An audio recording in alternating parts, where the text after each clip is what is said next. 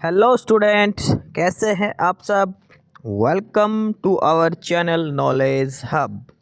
Knowledge hub में आपका एक बार फिर सभी का स्वागत है। और स्टूडेंट, जैसा कि आपको पता है, हम हरियाणा जीके आपसे कंटिन्यू करवा रहे हैं और यही क्लास सेम आपके लिए फिर से है सीईटी एग्ज़ाम के लिए। हरियाणा का जो सीईटी एग्ज़ाम होना है उसके लिए एक बार फिर से आपके लिए एक ज़बरदस्त क्लास लेकर आए हैं। इस क्लास में हम करेंगे इम्पोर्टेंट हरियाणा जीके के, और वो सारे एमसीक्यू करेंगे जो पिछले बार पूछे जा चुके हैं। और ध्यान रखना, हमारी इस क्लास में हम जो क्वेश्चन करते हैं सारे क्वेश्चन एक्सप्लेनेशन के साथ करते हैं। जो भी क्वेश्चन है सभी क्वेश्चन की एक्सप्लेनेशन अच्छे से की गई है और नीचे उसके बारे में डिस्क्रिप्शन लिखा भी गया है। क्वेश्चन के नीचे अच्छे से एक्सप्लेन किया गया है। और इस क्लास की पीडीएफ के लिए आपको टेलीग्राम चैनल ज्वाइन करना होगा। डिस्क्रिप्शन बॉक्स में उसका भी लिंक आपको दिया गया है। साथ में जो कैंडिडेट्स पहली बार हमारी वीडियो देख रहे हैं वो नॉलेज हब को सब्सक्राइब जरूर कर लें, ठीक है, ताकि उनको टाइम से अपडेट मिलती रहे। तो चलिए आज की क्लास फटाफट से शुरुआत करते हैं। और आज के इम्पोर्टेंट हरियाणा के जो क्वेश्चंस हैं, हरियाणा जीके के जो इम्पोर्टेंट क्वेश्चंस बनते हैं वो सारे एक बार फटाफट हम देख लेते हैं। और ये तकरीबन 40 से 50 क्वेश्चन की क्लास रहेगी। क्वेश्चन नंबर फर्स्ट, और इसमें जो पूछा गया है वो है कि राष्ट्रीय पशु आनुवांशिकी संस्थान ब्यूरो, राष्ट्रीय पशु आनुवांशिकी संस्थान ब्यूरो कहाँ पर है। करनाल में है, कुरुक्षेत्र में है, मेवात में है, रेवाड़ी में है। तो राष्ट्रीय पशु आनुवांशिकी संस्थान ब्यूरो, और ये कहाँ पर है, करनाल के अंदर है, ठीक है। राष्ट्रीय पशु आनुवांशिकी संस्थान ब्यूरो करनाल में है। अब इसके बारे में थोड़ी सी हम डिटेल में और पढ़ लेते हैं इसके बारे में। इसमें लिखा है कि राष्ट्रीय पशु आनुवांशिक संस्थान ब्यूरो की स्थापना कब हुई थी, 1984 में। और इसकी स्थापना 1984 में कहाँ पर हुई थी, बेंगलोर के अंदर। कर्नाटका की जो राजधानी है बेंगलोर, वहाँ पर हुई थी। अगर पूछे कि राष्ट्रीय पशु आनुवांशिक संसाधन ब्यूरो की स्थापना कब हुई थी, तो वो हुई थी 1984 में बेंगलोर के अंदर। और बाद में जुलाई 1985 में, एक साल के बाद ही इसको करनाल में शिफ्ट कर दिया गया था, ठीक है। ये ध्यान रखना, दो क्वेश्चन अलग अलग हैं। राज्य पशु आनुवांशिकी संस्थान फिलहाल तो है करनाल के अंदर, कब से है करनाल में, जुलाई 1985 से। लेकिन इसकी स्थापना हुई थी 1984 में, तब कहाँ पे हुई थी स्थापना इसकी, बेंगलोर के अंदर। राष्ट्रीय पशु आनुवांशिकी संस्थान की जो स्थापना हुई थी 1984 में बेंगलोर के अंदर हुई थी, कर्नाटका की जो राजधानी है वो, ठीक है। इसके बाद 1985 में इसको करनाल हरियाणा के अंदर शिफ्ट कर दिया गया था, ठीक है। आई थिंक आपको क्वेश्चन अच्छे से क्लियर हो चुका होगा। इस क्वेश्चन के अंदर 3 से 4 क्वेश्चन बनते हैं, ठीक है। अगला है क्वेश्चन नंबर 2, और ये पूछा गया है कि हरियाणा का यह लेखक, उर्दू पत्रिका है भारत प्रताप, एक पत्रिका है उर्दू पत्रिका भारत प्रताप। क्वेश्चन आएगा इनमें से कौन सी एक उर्दू पत्रिका है, तो उसमें ऑप्शन मिलेगा भारत प्रताप। भारत प्रताप कैसी पत्रिका है, उर्दू भाषा की पत्रिका है ये। तो इसके संपादक कौन थे, उर्दू भाषा की पत्रिका है भारत प्रताप। इसके संपादक कौन थे, बाल मुकुंद गुप्त, प्रताप नारायण मिश्र, महावीर प्रसाद द्विवेदी, या इनमें से कोई नहीं। तो भारत प्रताप जो उर्दू पत्रिका है, इसके जो संपादक हैं वो है प्रताप नारायण मिश्र। प्रताप नारायण मिश्र भारत प्रताप जो एक उर्दू पत्रिका है उसके संपादक हैं। आप इसको आराम से देख सकते हो, प्रताप के नाम से ही ये है, भारत प्रताप, प्रताप नारायण, ठीक है। आसानी रहेगा याद करने में आपको ये। अगला क्वेश्चन, ये क्वेश्चन तो बार बार पूछा जा रहा है, बहुत बार ये क्वेश्चन पूछा गया है, हर बार ये क्वेश्चन बनता है। और उसमें है कि हरियाणा में किस स्थान पर एक 2800 मेगावाट का नया न्यूक्लियर पावर प्लांट लगाया जा रहा है। न्यूक्लियर पावर प्लांट जो हरियाणा के अंदर लगाया जा रहा है वो कहाँ पर लग रहा है, और वो है गोरखपुर के अंदर। गोरखपुर एक यूपी के अंदर है वो नहीं, और ये है गोरखपुर फतेहाबाद डिस्ट्रिक्ट के अंदर। फतेहाबाद डिस्ट्रिक्ट के अंदर गोरखपुर एक जगह है, वहाँ पर लगाया जा रहा है 2800 मेगावाट का नया न्यूक्लियर पावर प्लांट हरियाणा के अंदर। भारत में पहला एकमात्र है, ये उत्तर भारत का ध्यान रखना, सबसे पहला nuclear power plant Gorakhpur Fatehabad का है, हरियाणा में। अगला है क्वेश्चन नंबर 4, ये तो आपको आना चाहिए कि हरियाणा में एम्स कहाँ पर बन रहा है। अब एम्स बनने लग रहा है हरियाणा में, तो वो कहाँ पर बन रहा है। अखिल भारतीय आयुर्वेदिक संस्थान, all India institute of medical science, AIIMS जो है वो कहाँ पर बन रहा है, रेवाड़ी, अम्बाला, मेवात या रोहतक। तो हरियाणा में जो एम्स बनने लग रहा है फिलहाल वो है रेवाड़ी में। एम्स जो बन रहा है हरियाणा में वो रेवाड़ी डिस्ट्रिक्ट के अंदर बन रहा है। एम्स हरियाणा में रेवाड़ी के अंदर। क्वेश्चन नंबर 5 है, इसमें पूछा है कि मनु भाकर, वो झज्जर की रहने वाली है, वो किस खेल से संबंधित है। सभी को पता होगा मनु भाकर क्या है, एक निशानेबाज, शूटिंग करती है, ठीक है, शूटर है मनु भाकर, एक निशानेबाज प्लेयर है। अब की बात जो ओलंपिक हुए थे 2024 के, उसमें इन्होंने लगातार 2 ब्रॉन्ज जीते थे, सिंगल इवेंट में भी और टीम इवेंट में भी। ब्रॉन्ज मेडल जीते थे मनु भाकर ने 2 बार, 2 ब्रॉन्ज जीते थे इस ओलंपिक में अब की बार इन्होंने। तो मनु भाकर कहाँ के, झज्जर के गोरिया गांव की, और ये एक निशानेबाज हैं। अगला क्वेश्चन है, भारत में मेहंदी का सबसे बड़ा निर्यातक हरियाणा में कौन सी जगह है जो मेहंदी सबसे ज़्यादा निर्यात करता है, रेवाड़ी, गुरुग्राम, फरीदाबाद या रोहतक। तो हरियाणा में मेहंदी का सबसे बड़ा निर्यातक जो जगह है वो है फरीदाबाद। कौन सी है, फरीदाबाद मेहंदी का सबसे बड़े निर्यातक माना जाता है। ये है क्वेश्चन, काफ़ी अच्छा क्वेश्चन है, यहाँ से क्वेश्चन जरूर बनेगा। कौन सी झील गुरुग्राम के अंदर है, ये झीलों पर एक क्वेश्चन जरूर पूछा जाएगा एग्जाम में।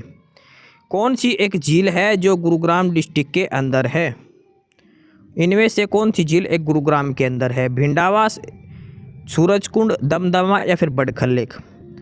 तो गुड़गांव के अंदर जो झील है वो तो है दमदमा झील, ठीक है। उसके बाद सूरजकुंड और बड़खल ये दोनों फरीदाबाद के अंदर हैं, सूरजकुंड और बड़खल फरीदाबाद के अंदर है। भिंडावास है ये झज्जर डिस्ट्रिक्ट के अंदर है, ध्यान रख लेना। भिंडावास जो है ये झज्जर डिस्ट्रिक्ट के अंदर है, सूरजकुंड और बड़खल फरीदाबाद के अंदर है, दमदमा है ये गुरुग्राम के अंदर है। ध्यान रख लेना, सारे क्वेश्चन एक साथ आपको याद रखने, कोई भी एक झील के बारे में आपसे पूछ सकता है। अगला है क्वेश्चन नंबर 8, और वो है कि हरियाणा कला परिषद, हरियाणा कला परिषद मल्टी आर्ट कल्चरल सेंटर कहाँ पर स्थित है। हरियाणा कला परिषद जो है वो मल्टी आर्ट कल्चरल सेंटर कौन सी जगह है वहाँ पर स्थित है हरियाणा कला परिषद, कुरुक्षेत्र, अम्बाला, गुरुग्राम या फिर सोनीपत। तो हरियाणा कला परिषद ये कुरुक्षेत्र के अंदर मल्टी आर्ट कल्चरल सेंटर के अंदर स्थापित है, हरियाणा कला परिषद। तो क्या आंसर हो जाएगा इसका, कुरुक्षेत्र इसका आंसर हो जाएगा, ऑप्शन ए इसका आंसर हो जाएगा। क्वेश्चन नंबर 9 है, बाण भट्ट ने क्या लिखा था। कौन सी एक किताब जो इनमें से 4 ऑप्शन है उनमें से एक बाण भट्ट ने लिखी थी, सूरसागर, भगवत गीता, रामायण और हर्षचरित। तो सूरसागर लिखी थी सूरदास ने, भगवत गीता, रामायण आपको पता है, अब बच गई हर्षचरित। तो बाण भट्ट ने लिखी थी हर्षचरित। बाण भट्ट किसने लिखी थी, बाण भट्ट ने लिखी थी हर्षचरित की लिखी थी, ठीक है, हर्षचरित। अगला है क्वेश्चन नंबर 10, ब्रह्म सरोवर किस जिले में है। सभी को पता ब्रह्म सरोवर कहाँ पर है, कुरुक्षेत्र, रोहतक, अम्बाला, फरीदाबाद। तो ब्रह्म सरोवर जो है वो कुरुक्षेत्र के अंदर है। एकमात्र जो पक्का ईंटों से पक्का जो बना हुआ सरोवर, सबसे बड़ा जो सरोवर है वो है ब्रह्म सरोवर, ध्यान रखना। ब्रह्म सरोवर कहाँ पर है, ये कुरुक्षेत्र डिस्ट्रिक्ट के अंदर है, ब्रह्म सरोवर कुरुक्षेत्र डिस्ट्रिक्ट के अंदर है। आगे है नेक्स्ट क्वेश्चन नंबर 11, महम किला कहाँ पर है। महम किला सभी को पता, महम जगह का नाम है, सबने सुन रखी है, लेकिन ये बताओ किस डिस्ट्रिक्ट के अंदर है महम, हिसार, कैथल, रोहतक या जींद। तो महम जो किला है वो रोहतक डिस्ट्रिक्ट के अंदर है। महम का जो किला है वो हरियाणा में रोहतक डिस्ट्रिक्ट के अंदर है, ऑप्शन सी इसका करेक्ट आंसर हो जाएगा। अगला है क्वेश्चन नंबर 12, यहाँ से भी ये क्वेश्चन भी कई बार पूछ लेते हैं, कौन सा अभिनेता या अभिनेत्री हरियाणा में किस जिले से है। तो इसमें पूछा गया कि जो जूही चावला जो हीरोइन है वो हरियाणा के किस जिले से है। जूही चावला जो हीरोइन है बॉलीवुड में वो किस जिले से है, पिंजौर, रोहतक, सोनीपत या फिर अम्बाला। तो जूही चावला जो हीरोइन है बॉलीवुड में वो अम्बाला डिस्ट्रिक्ट से बिलोंग करती है, जूही चावला कहाँ से है? अम्बाड़ा डिस्ट्रिक्ट से बिलोंग करती है। जूही चावला अम्बाड़ा डिस्ट्रिक्ट से। अगला है क्वेश्चन नंबर 13। चंडीगढ़ जो हाई कोर्ट है, पंजाब और हरियाणा हाई कोर्ट जो बोलते हैं चंडीगढ़ में, उसकी इमारत का डिज़ाइन किसने किया था? जो हाई कोर्ट है चंडीगढ़ हाई कोर्ट, उसकी इमारत का डिज़ाइन किसने किया था? एडविन लुटियंस, ली कार्बूजियर, लॉरी बेकर और कॉर्नवालिस। तो जो चंडीगढ़ हाई कोर्ट की जो इमारत है उसका डिज़ाइन किया था ली कार्बूजियर ने। ली कार्बूजियर ने चंडीगढ़ हाई कोर्ट का निर्माण किया था, चंडीगढ़ शहर का निर्माण किया था ली कार्बूजियर ने। अब आपको ये नाम सुना लग रहा होगा, एडविन लुटियंस। एडविन लुटियंस, ये जो हमारा पुराना संसद भवन है उसका निर्माण किया था एडविन लुटियंस ने, ध्यान रखना, ठीक है। पुराना जो संसद भवन है उसका निर्माण किया था एडविन लुटियंस ने। और चंडीगढ़ का जो बसाया था वो था ली कार्बूजियर। ली कार्बूजियर ने इमारत का डिजाइन किया था। अगला है क्वेश्चन नंबर 14। और क्वेश्चन नंबर 14 है कि अक्टूबर 1907 में लाला लाजपत राय द्वारा एक राज्य स्तरीय सम्मेलन आयोजित किया था, उसे क्या कहा जाता है? लाला लाजपत राय ने एक राज्य स्तरीय सम्मेलन किया था 1907 में, तो वो कौन सा एक आंदोलन था? सत्याग्रह, आज़ाद हिंद भारत छोड़ो या स्वदेशी आंदोलन? तो 1907 में था स्वदेशी आंदोलन। स्वदेशी आंदोलन 1907 में चला था। अगला है क्वेश्चन नंबर 15। और क्वेश्चन नंबर 15 है कि कौन सा राज्य हरियाणा के पूर्व में है? हरियाणा के पूर्व में है। सपोज करो ये हरियाणा है तो उत्तर, दक्षिण, पूर्व, पश्चिम। उत्तर में पूछे तो हिमाचल प्रदेश है, इधर राजस्थान है सारा, और इधर हमारा ये दिल्ली और ये सारा यूपी सारा, ठीक है। तो हरियाणा की इस साइड कौन सा है? उत्तर प्रदेश हो जाएगा। हरियाणा के पूर्व में कौन सा स्टेट है? उत्तर प्रदेश। अगला है क्वेश्चन नंबर 16। और क्वेश्चन नंबर 16 है कि महाभारत में हरियाणा को क्या कहा गया है? महाभारत काल में हरियाणा को क्या कहा है? बहुधान्यक, पटना, हरियाणा या कुरुक्षेत्र? तो महाभारत काल में हरियाणा को जो कहा वो बहुधान्य प्रदेश कहा गया है। महाभारत में हरियाणा प्रदेश को बहुधान्य प्रदेश की संज्ञा दी गई है। तो ऑप्शन ए इसका आंसर हो जाएगा, बहुधान्य कहा गया है हरियाणा को महाभारत में, ठीक है। अगला है क्वेश्चन नंबर 17। और क्वेश्चन नंबर 17 है कि एस्बेस्टस हरियाणा के किस जिले में पाया जाता है? ये क्वेश्चन काफ़ी बार पूछा जाता है। एस्बेस्टस जो है वो हरियाणा में किस जिले के अंदर पाया जाता है? हिसार, गुरुग्राम, करनाल या फिर महेंद्रगढ़? तो एस्बेस्टस जो है वो हरियाणा के महेंद्रगढ़ जिले में पाया जाता है। महेंद्रगढ़ के अंदर पाया जाता है एस्बेस्टस, ध्यान रखना। ये क्वेश्चन बहुत से पेपर में पूछा गया है। हरियाणा के कितने पेपरों में लगभग कहीं ना कहीं ये क्वेश्चन कई बार कहीं ना कहीं पूछा जरूर गया है। एस्बेस्टस मिलता है महेंद्रगढ़ के अंदर। अगला क्वेश्चन है लाख की चूड़ियाँ। लाख की चूड़ियाँ भी हरियाणा में कहाँ मिलती है? महेंद्रगढ़ के अंदर। एस्बेस्टस हो गया, लाख की चूड़ियाँ हो गई, या जो कॉपर जो वगैरह है हरियाणा के अंदर पूछे तो महेंद्रगढ़ डिस्ट्रिक्ट के अंदर ये सारी चीज़ें मिलती हैं, ठीक है। महेंद्रगढ़ के अंदर लाख की चूड़ियाँ भी मिलती हैं। अगला है क्वेश्चन नंबर 19। कुरुक्षेत्र युद्ध का वर्णन धृतराष्ट्र को किसने सुनाया था? धृतराष्ट्र थे, वो उनको दिखाई नहीं देता था, तो धृतराष्ट्र को कुरुक्षेत्र का सारा वर्णन सुनाया गया था कि कब क्या हो रहा है। तो धृतराष्ट्र को किसने सारा कुरुक्षेत्र का युद्ध सुनाया था? शंकराचार्य, माधवाचार्य, संजय या फिर वल्लभाचार्य? तो वो सुनाया था संजय। नाम मॉडर्न नाम है, ध्यान रखना। संजय ने सुनाया था धृतराष्ट्र को सारे कुरुक्षेत्र युद्ध का वर्णन जो सुनाया था वो संजय ने धृतराष्ट्र को सुनाया था। ऑप्शन सी इसका आंसर हो जाएगा। क्वेश्चन नंबर 20 आई थिंक आप सभी को आता होगा ये, और ये है कि दरी बनाने का केंद्र कहाँ है? दरी बनाने के जो केंद्र है, इसी वजह से इस शहर को बुनकरों का शहर भी कहा जाता है। अब तो आपको याद आ गया होगा, बुनकरों का शहर कहा जाता है किस वजह से? क्योंकि यहाँ पे दरी बनाई जाती है। ऑप्शन है रोहतक, पानीपत और गुरुग्राम, तो वो हो जाएगा पानीपत के अंदर। दरी बनाने का केंद्र या बुनकरों का शहर किसे कहा जाता है? हरियाणा में पानीपत को बुनकरों का शहर कहा जाता है। ऑप्शन सी इसका आंसर हो जाएगा पानीपत। आगे है इसमें क्वेश्चन नंबर 21। और क्वेश्चन नंबर 21 दिया है 5000 साल पुरानी सिंधु घाटी सभ्यता वर्तमान दिनों में किस जिले में मिली है? यानी कि जो सिंधु घाटी सभ्यता है 5000 साल पुरानी, वो हरियाणा के अभी हाल फिलहाल में किस ज़िले में इसके उल्लेख मिले हैं, ठीक है। तो ये है ऑप्शन ही ऐसे दे रखे हैं, हिसार और कुरुक्षेत्र दो ही मेन ऑप्शन है, तो वो मिले है हिसार डिस्ट्रिक्ट के अंदर। 5000 साल पुरानी सिंधु घाटी सभ्यता जो वर्तमान में हिसार जिले के अंदर इसके अवशेष मिले हैं। हिसार इसका आंसर हो जाएगा क्वेश्चन नंबर 21 का। आगे है क्वेश्चन नंबर 22। क्वेश्चन नंबर 22 ये पॉलिटी से संबंधित क्वेश्चन है। इसमें लिखा है कौन सा नेता द्वारा संविधान सभा में उद्देश्य प्रस्ताव लाया गया। उद्देश्य प्रस्ताव कौन लेके आया था? जवाहरलाल नेहरू, भीमराव अंबेडकर, डॉक्टर राजेंद्र प्रसाद या वल्लभ भाई पटेल। तो उद्देश्य प्रस्ताव जो लेके आया गया था वो लेके आया था जवाहरलाल नेहरू। उद्देश्य प्रस्ताव कौन लेके आया था? जवाहरलाल नेहरू। ऑप्शन ए इसका आंसर हो जाएगा। ये क्वेश्चन काफ़ी अच्छा है जिसमें बच्चे गलती करने के चांसेस हैं। जो हमारा राष्ट्रीय ध्वज होता है उसमें जो चक्कर दिखाई देता है, अशोक चक्कर जिसको बोलते हैं, सेंटर में अशोक चक्कर दिखाई देता है, तो इस अशोक चक्कर का रंग क्या है? गहरा नीला, काला, हल्का नीला या फिर लाल। तो राष्ट्रीय ध्वज के अंदर जो अशोक चक्कर है उसका जो रंग है वो है गहरा नीला।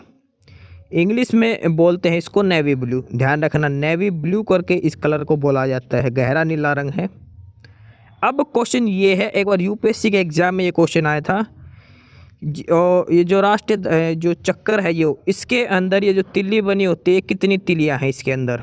राष्ट्रीय ध्वज के अंदर जो चक्कर, अशोक चक्कर, उसमें कितनी तिलियां बनी होती हैं, ये आपको बताना है कमेंट बॉक्स के अंदर।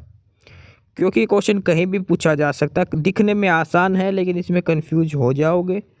तो ये बताना है जो अशोक चक्कर है हमारे राष्ट्रीय ध्वज के अंदर, उसमें कितनी तिलियां हैं, कितने उसमें जो है वो बने हुए हैं।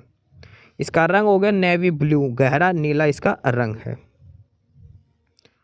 आगे है क्वेश्चन नंबर 24, और क्वेश्चन नंबर 24 जो दिया है वो है कि हरियाणा में जो लोग, जो बूढ़े जो लोग पहनते हैं, जो खंडवा, जो पगड़ी जो है उसको क्या कहते हैं? पगड़ी को, पगड़ी, खंडवा, केश या लोई, तो वो होता खंडवा।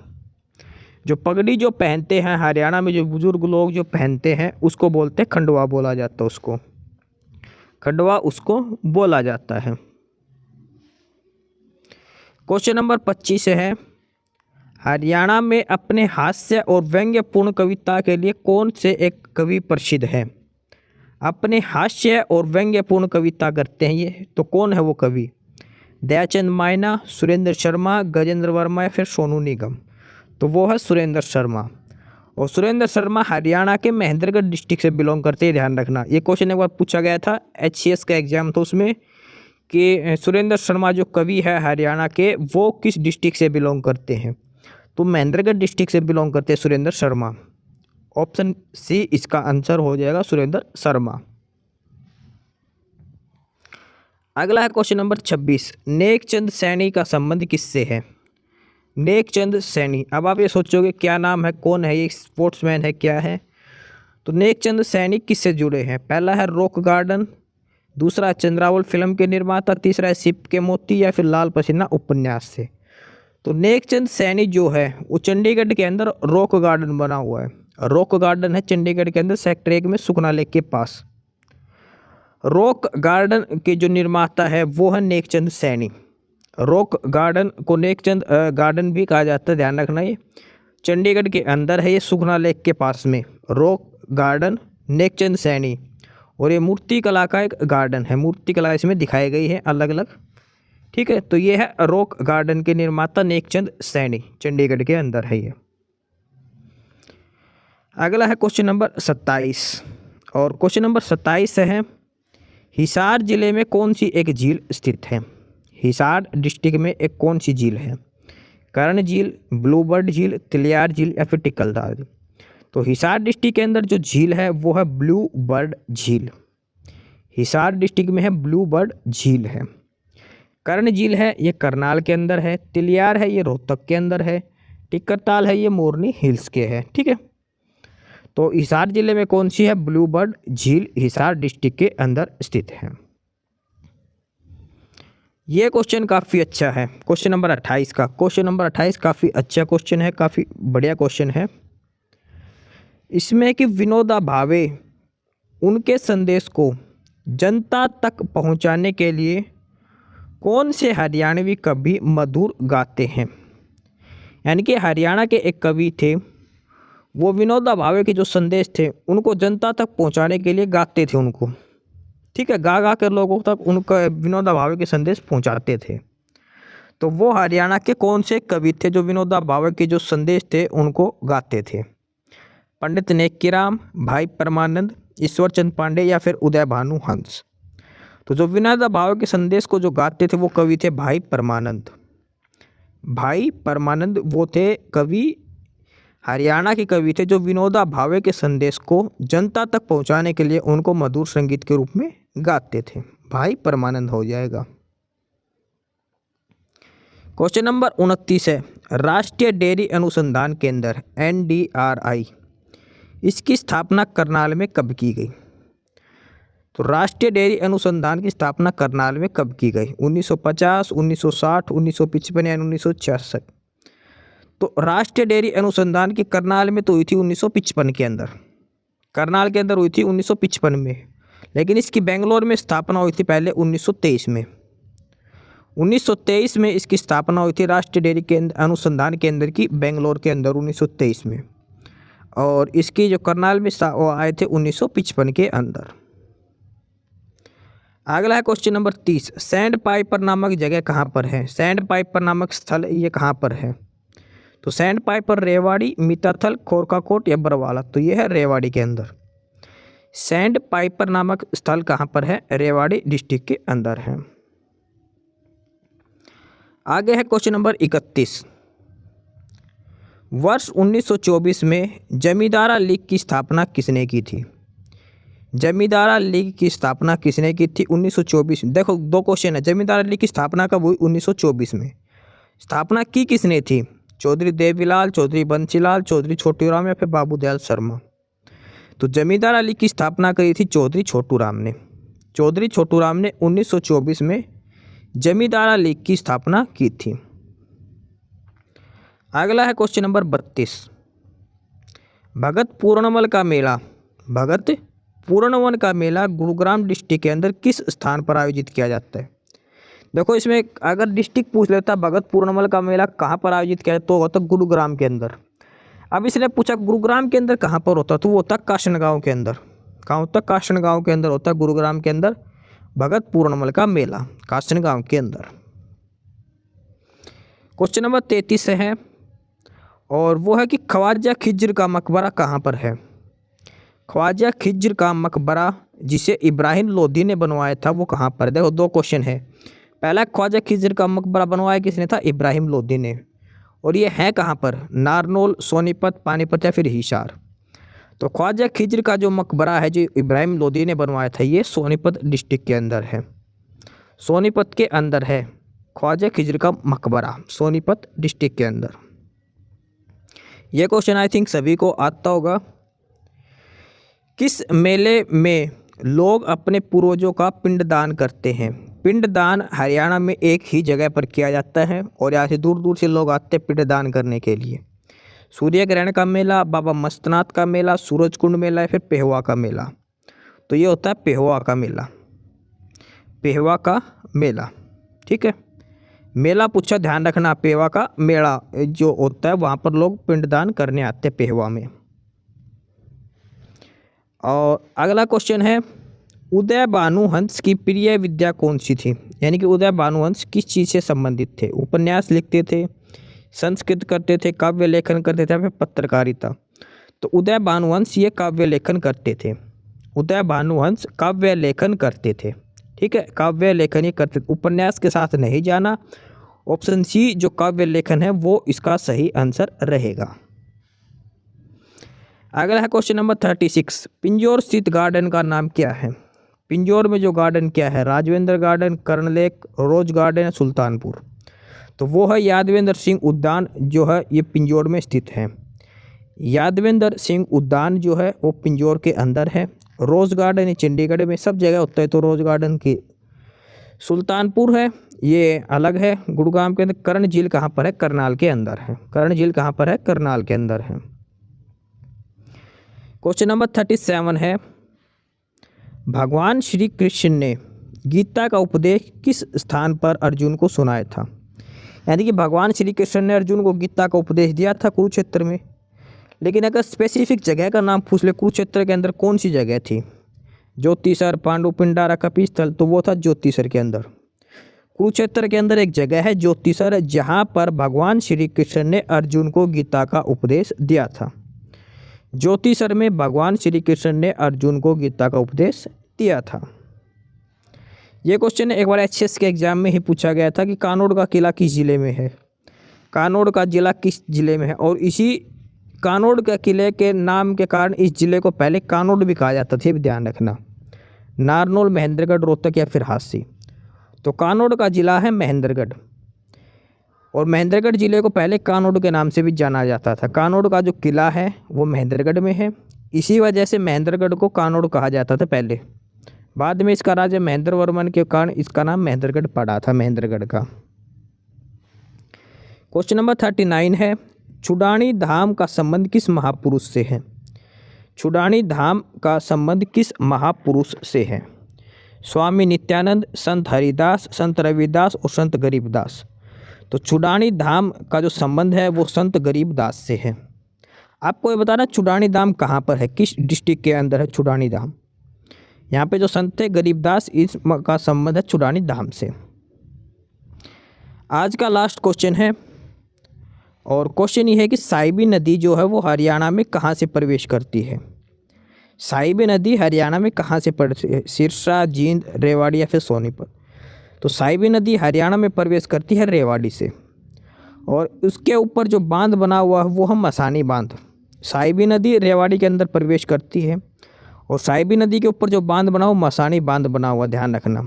अरावली की पहाड़ियों से ये निकलती है, साहिबी नदी अरावली की पहाड़ी आएगी, रेवाड़ी के अंदर ये प्रवेश करती है हरियाणा में, और ये इसके ऊपर मसानी बांध बना हुआ है साहिबी नदी के ऊपर।